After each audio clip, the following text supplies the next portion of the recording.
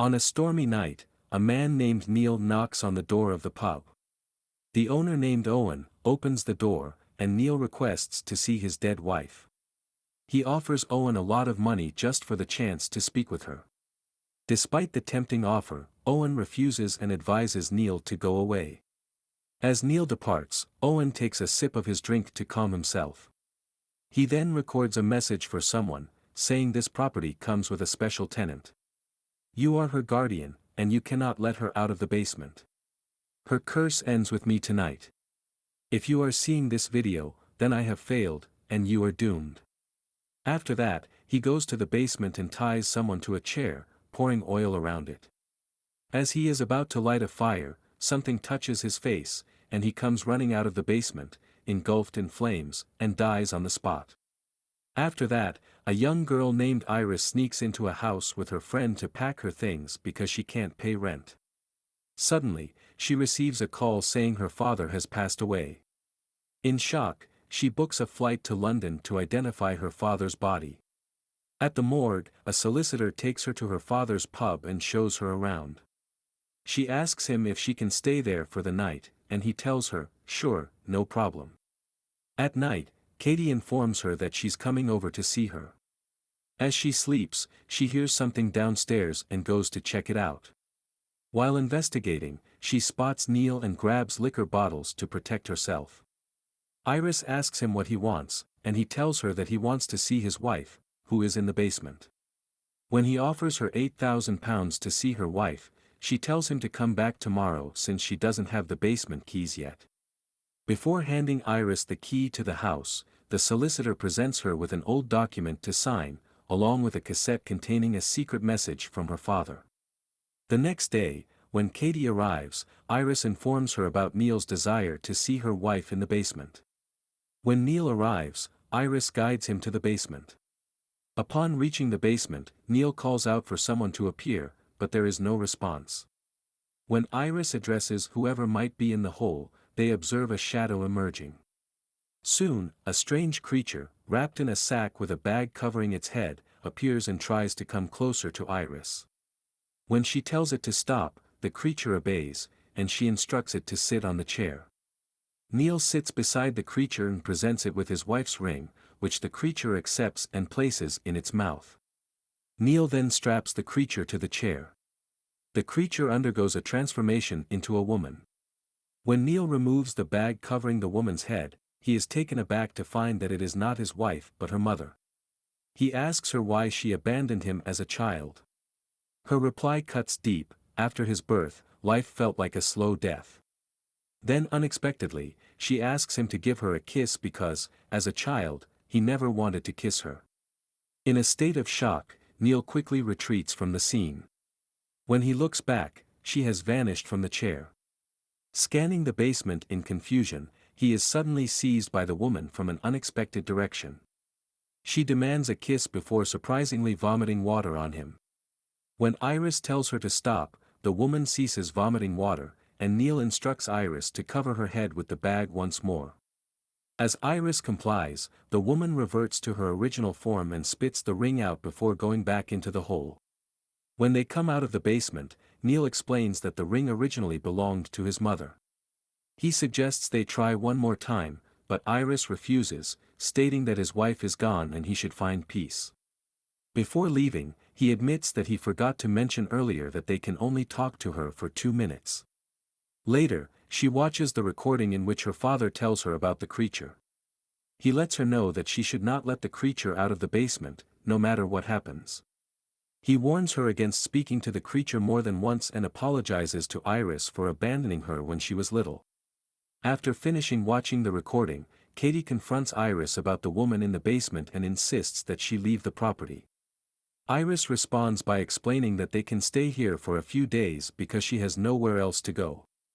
Then they both go to the basement, and Iris writes "Do not cross" on the basement stair and commands the creature that it is forbidden to cross this step. Katie puts a barrel against the door for safety. When she turns back to leave, a picture hanging on the wall falls. She picks it up and does some research on it. While researching, she sees someone sitting in front of her. She gets scared and grabs a stick to protect herself, but there is no one there. Iris visits Neil's house, and he kindly serves her tea. They talk about Iris's father, and Neil shares that he had a deal with Iris's dad to talk to his dead wife. But the plan didn't work out because her dad changed his mind. Iris is surprised and confesses that she didn't know her dad well and didn't even know where he lived. Both of them return to the basement, where Neil presents the creature with a necklace that once belonged to her wife. As Iris notices the time ticking away, Neil removes the bag from the creature's head, revealing his deceased wife. Neil embraces her and asks her about the person she was cheating with because he knew that she was going to leave him. Iris warns him that only 30 seconds remain, but Sarah doesn't remember anything. As 2 minutes passed, Sarah told him that there was no other man. She just didn't want to be with him anymore. As Iris moves to put the bag on her head, the creature moves back. Suddenly, it gets dark, and Iris hears her mother's voice. She moves toward her, but when she is about to put the bag on her mother's head, her mother screams and crawls toward Iris, attempting to cover her mouth. Iris tells the creature to obey her, but it responds, "We are both prisoners," before putting the bag back on her head. Upstairs, Iris confronts Neil for lying to her, and Katie angrily tells him to leave. As she sits there, she sees her father talking to her mother. He tells her that she is going to see Iris now, but her wife warns him about the consequences if he tries to leave this place. Then, his wife tells him to set her free, and all this will be over.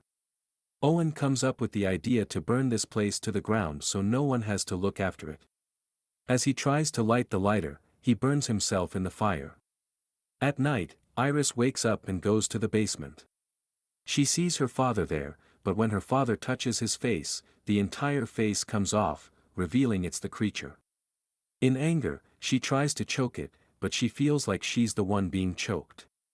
When she takes off the mask, it's her own face, and she wakes up from the nightmare, gasping for air. She goes to the bathroom to use the scissors, but fortunately, Katie arrives and cuts the key strip from her neck and throws it away.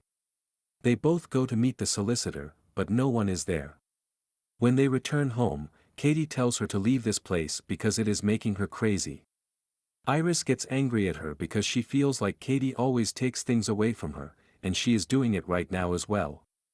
The creature listens to their conversation as they argue with each other. In sadness, Katie leaves the place and goes to Friedland to look for answers.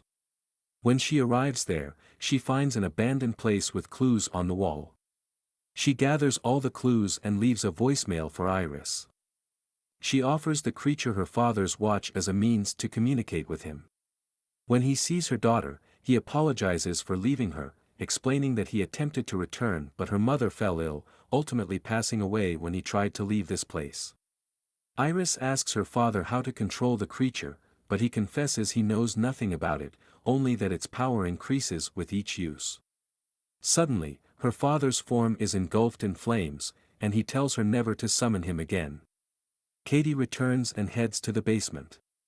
Suddenly, the creature appears behind her, prompting her to flee towards the stairs. In a startling turn, the creature grabs a picture and devours it. Then, the creature removes the mask, revealing a man named Otto. He explains that the creature was once a woman with the ability to revive the dead. The Brotherhood discovered her power and tried to exploit it.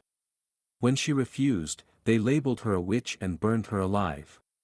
However, her death led to dark occurrences, prompting the Brotherhood to perform a ritual to imprison her. Despite this, they continued to abuse her power, leading to grave consequences. He asks her if she is the gatekeeper, and she says no. Then he tells her that there are no answers for her, only pain, before attacking her. Iris receives a call from Katie downstairs and hurries to investigate, but she hears Katie's voice coming from a hole instead. Venturing deeper into the tunnel, she discovers Katie's lifeless body. Filled with rage and grief, Iris vows to end the creature's existence. In a desperate bid to escape, she races towards the exit as the creature chases her relentlessly. Meanwhile, Neil enters the basement and provides Iris with medication to relieve her pain, assuring her of his support. However, when Iris wakes up during the night, she discovers that the pills Neil gave her were actually sleeping pills. She overhears Neil conversing with the creature in the basement, offering himself as her guardian.